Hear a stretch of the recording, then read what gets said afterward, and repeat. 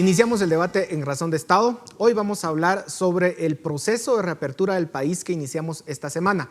Y para ello contamos con dos invitados. En primer lugar, Roberto Ardón, director ejecutivo de CACIF, y Rodolfo Mendoza, analista y director de estrategia de Diestra. A ambos, muchas gracias por estar en esta noche en Razón de Estado.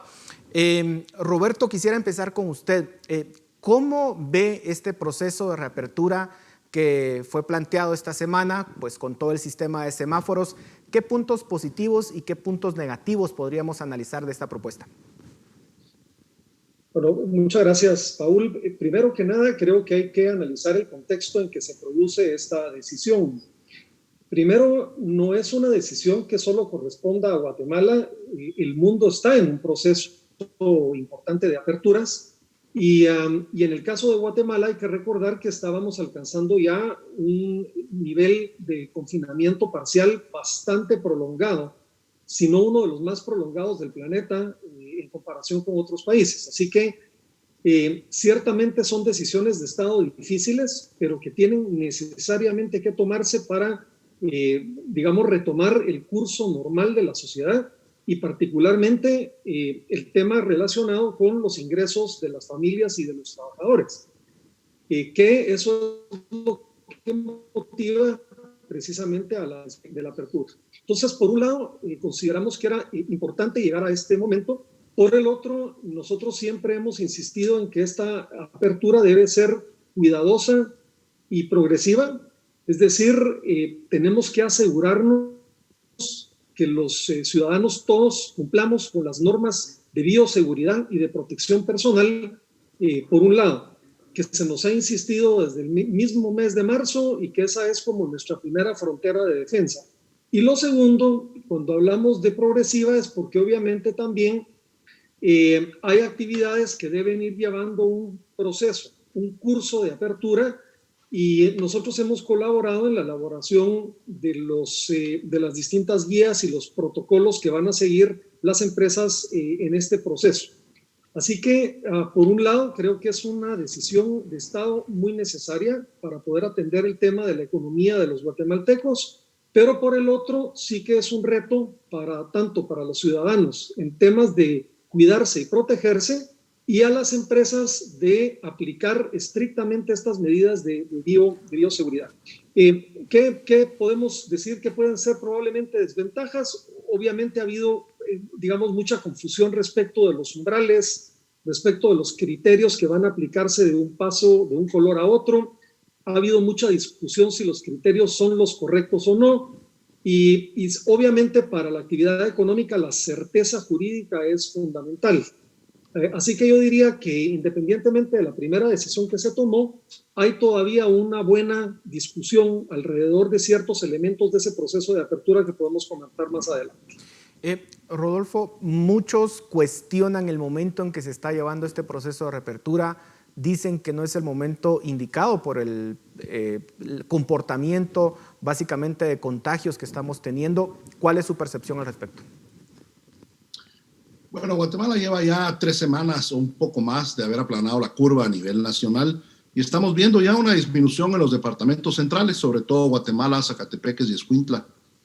Esperar el momento oportuno, si eso significa haber disminuido la curva a nivel nacional, prácticamente nos hubiera faltado un par de meses más, y creo que eso ya es insostenible en la situación actual. Guatemala, como bien se dijo, tiene uno de los confinamientos más largos del mundo.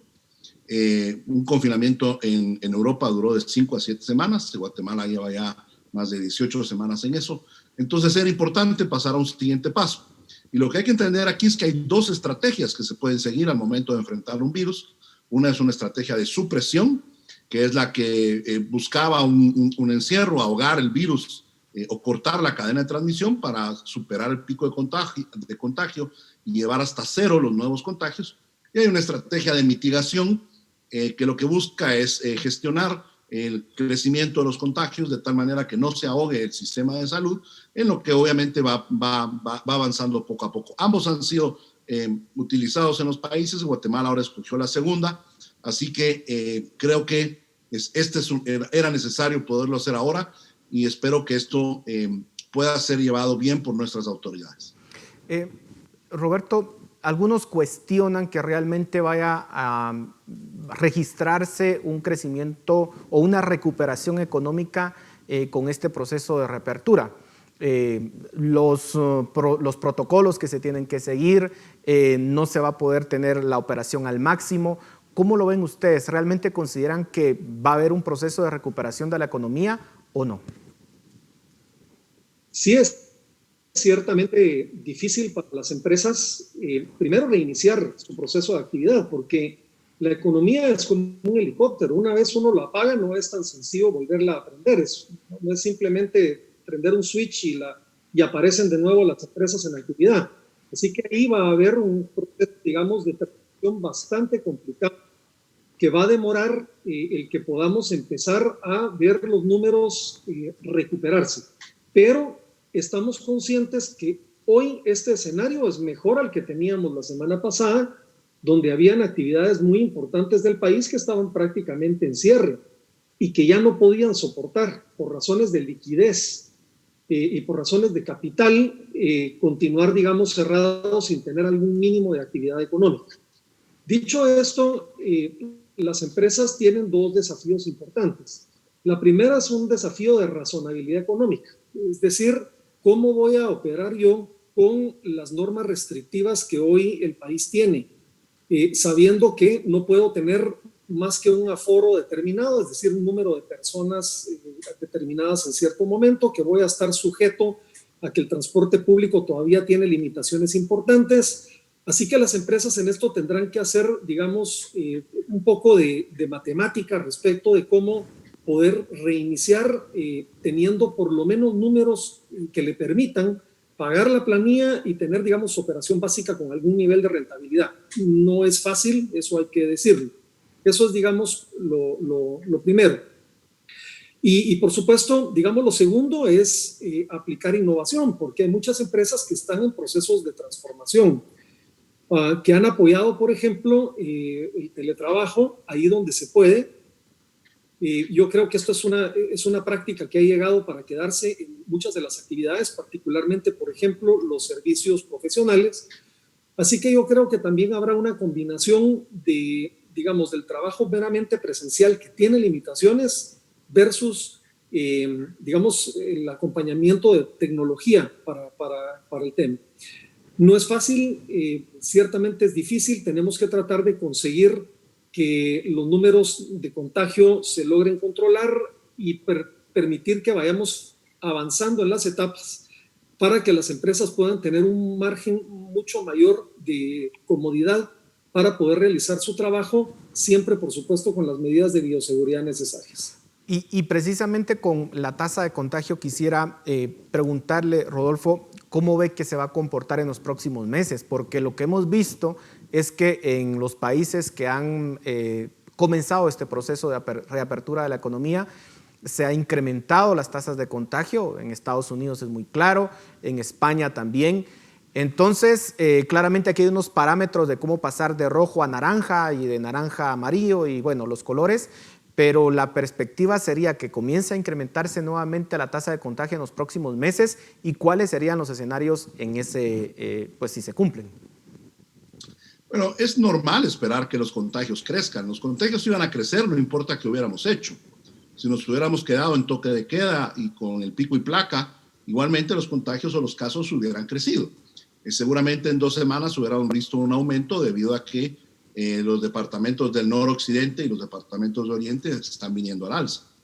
Es normal esperar en el país más casos. Ha pasado en todo el mundo y esto es no por el tipo de apertura que estamos llevando, esto es porque tenemos un virus que tiene un alto y acelerado factor de contagio y no tenemos nosotros defensas en nuestro cuerpo. Hay que esperar hasta el momento que haya una vacuna para que esto llegue a cesar. Así que hemos visto en los países que mejor lo han hecho, Japón es un ejemplo, cómo la curva vuelve a ascender. Es normal el número de casos, pero también es importante mencionar otros 2 factores. El ritmo de crecimiento ha descendido. Vimos un ritmo de crecimiento muy acelerado en el mes de marzo y ahora lo que estamos viendo en el mes de julio es mucho más moderado. Posiblemente vas a ver números más altos de contagio, pero en un tiempo más largo. Lo otro, y creo que esta es la buena noticia, es que el índice de la tasa de fatalidad ha disminuido drásticamente. Y voy a usar ahí el ejemplo de Estados Unidos. Nueva York tuvo su auge en marzo y durante abril y tuvo una tasa de fatalidad del 10%. Florida, que está teniendo su auge ahora en julio, tiene más casos ahora que Nueva York, pero su tasa de fatalidad es casi 10 veces menor que la de Nueva York.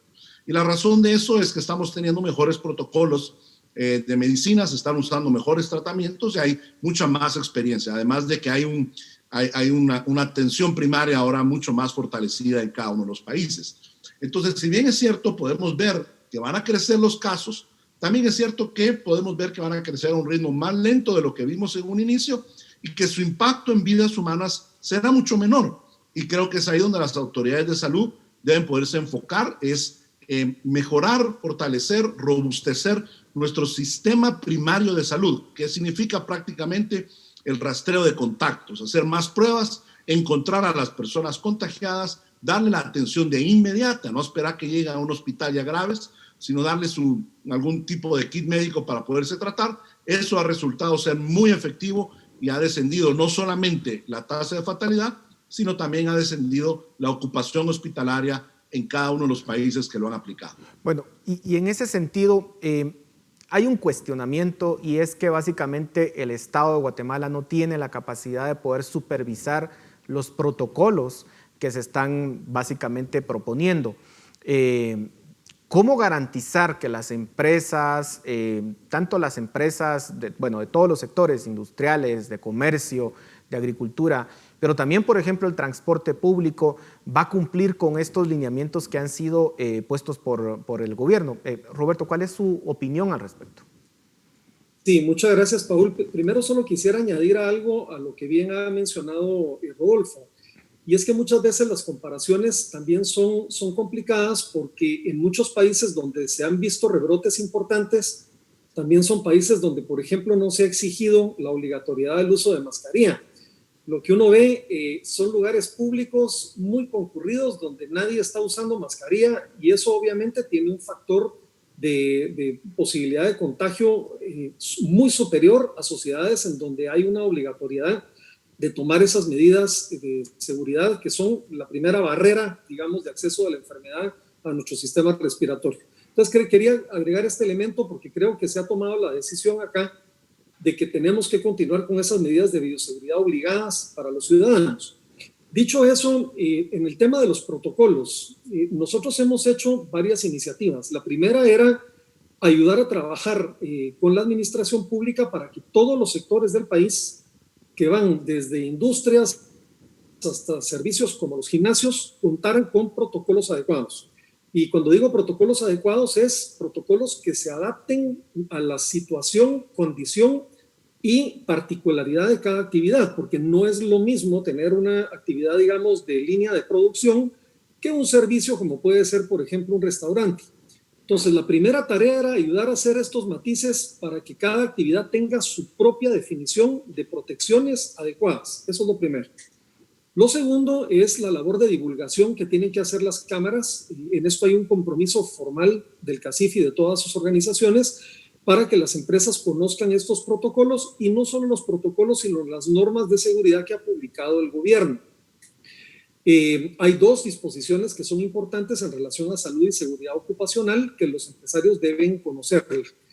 Y lo tercero es que obviamente hay un componente de responsabilidad ciudadana y empresarial, pero por el otro lado hay una labor de fiscalización del Estado también que debe hacerse y que debe hacerse de acuerdo a la ley y de acuerdo a los protocolos adoptados.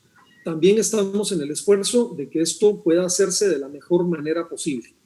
Siempre hay, por supuesto, Paul, en esto, y en esto hay que decirlo muy horizontalmente, ciudadanos, religiosos, empresarios que probablemente no cumplen normas, bueno, estarán sujetos a las disposiciones que se han establecido por parte del Estado. Pero voy de nuevo, para nosotros es muy importante que la primera frontera de combate a la pandemia es la responsabilidad personal que tenemos empresarios, colaboradores y clientes para que podamos aplicar bien las normas de bioseguridad y podamos reducir el impacto de esta enfermedad en la labor económica. Hay algunos sectores que todavía permanecen muchísimo más restringidos, como es básicamente el sector educativo, universidades, incluso iglesias, sobre todo en la parte en donde están, o en los lugares geográficos en los que el semáforo marca rojo. ¿Cuál es la perspectiva de apertura en estos sectores, Rodolfo? Bueno, en el sistema educativo no se ha dicho nada en Guatemala al respecto, nada más incluido de que todavía van a permanecer cerrados. A nivel mundial han habido dos posturas muy encontradas una de la otra. La postura que sigue Guatemala es la que el sistema educativo debería ser uno de los últimos sectores en regresar, porque los niños, aunque no sufran ellos tanto daño del contagio, sí son grandes transmisores. Eso es lo que han hecho países tal vez más latinos, llamémosle así, sobre todo en Europa, lo vemos en Italia, en España.